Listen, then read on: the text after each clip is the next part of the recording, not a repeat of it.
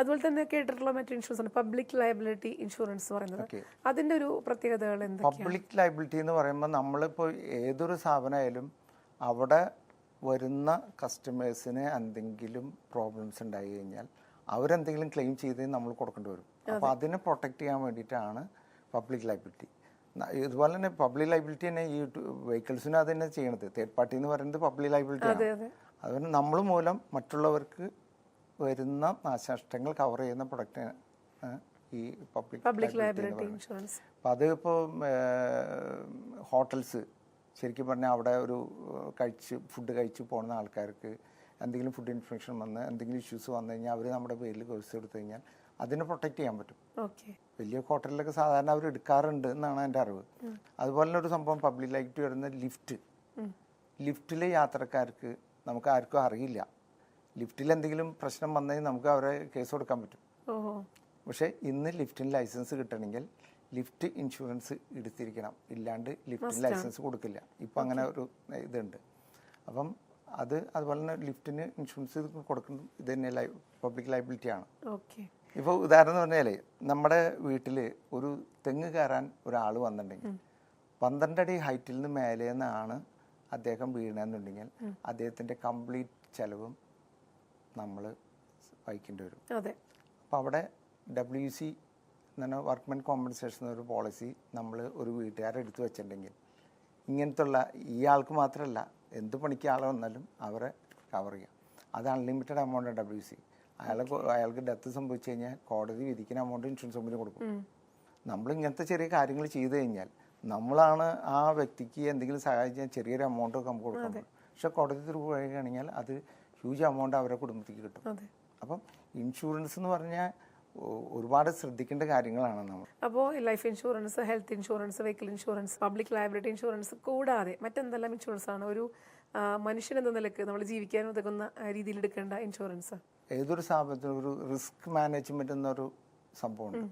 അപ്പോൾ ആ റിസ്ക് മാനേജിൽ പെട്ടുന്ന ഒരു ഘടകമാണ് ഇൻഷുറൻസ്.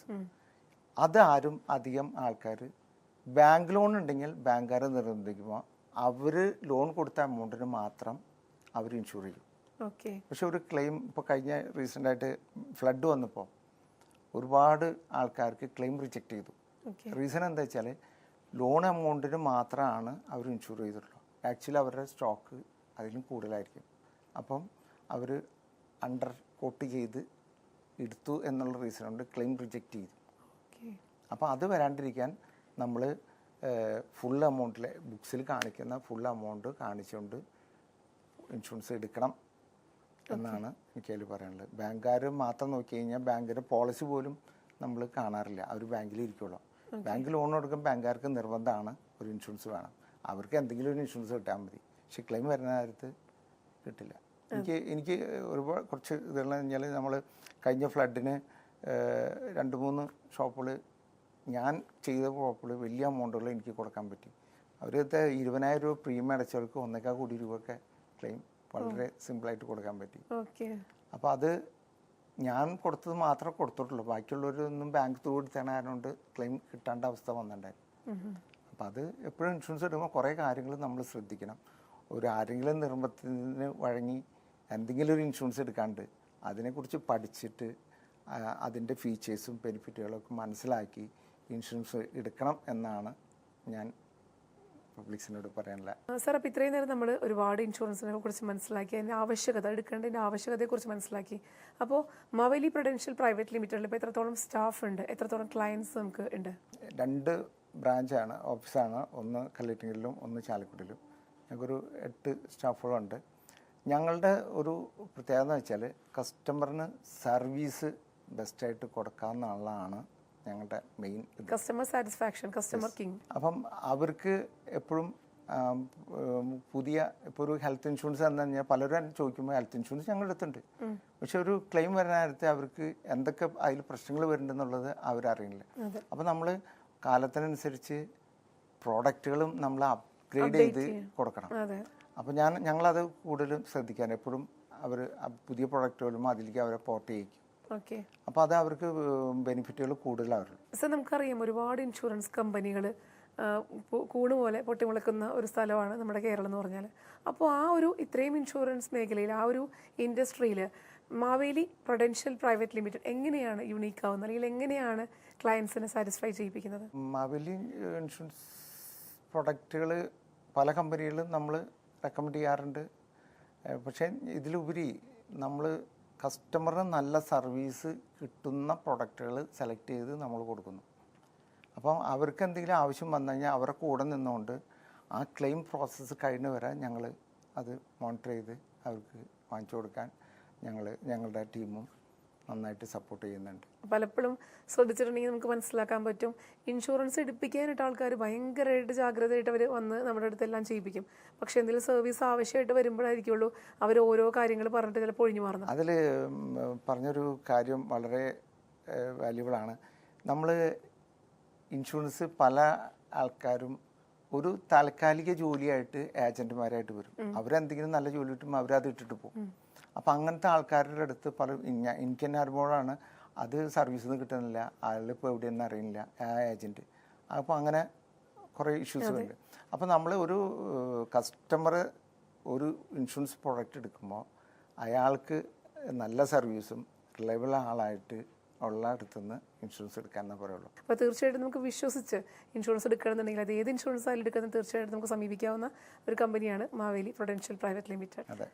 ഇത്രയും കാലഘട്ടങ്ങളിലൂടെ എങ്ങനെ ഇത്രയും അതായത് പ്രിൻറ്റിംഗ് പ്രസ് ആയാലും അല്ലെങ്കിൽ മാനുഫാക്ചറിങ് യൂണിറ്റ് ആയാലും പിന്നെ ഇൻഷുറൻസ് മേഖലയിലേക്കാലൊക്കെ വന്നു കഴിയുമ്പോൾ തീർച്ചയായിട്ടും ഇതിലേക്ക് ഇത്രയും കുറേ കാലം ആ ഒരു മേഖലയിൽ തന്നെ നിൽക്കുമ്പോൾ പല അംഗീകാരങ്ങളും സാറ് തേടിയിട്ടുണ്ടാവും. അപ്പോൾ എന്തൊക്കെയാണ് ആ അംഗീകാരങ്ങൾ?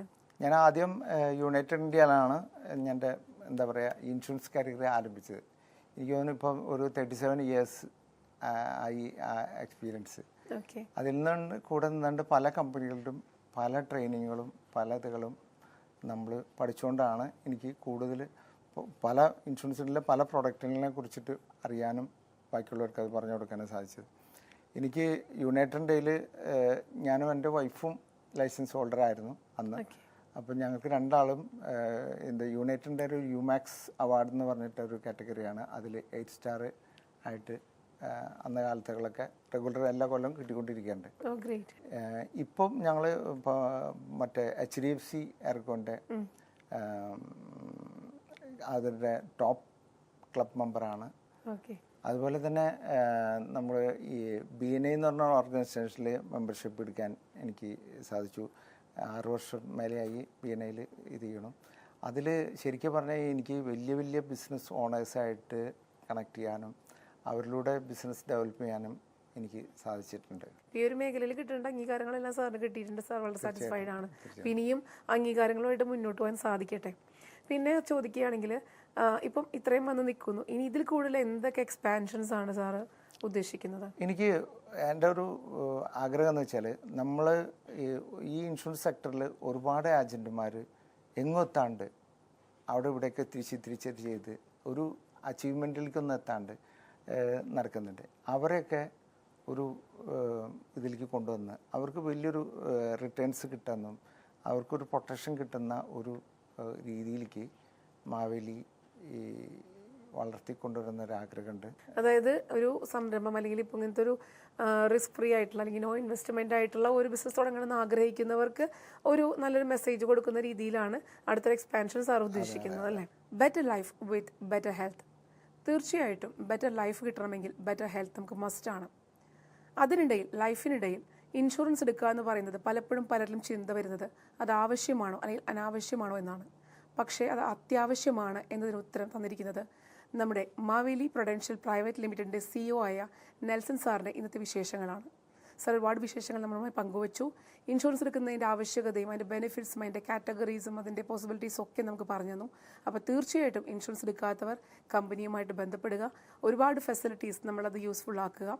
അപ്പോൾ ഇനിയും ഇൻസ്പയറിംഗ് സ്റ്റോറിയുമായി കാണുന്നവരെ ഇറ്റ്സ് മീ സജന സഹറാസ് സൈനിങ്.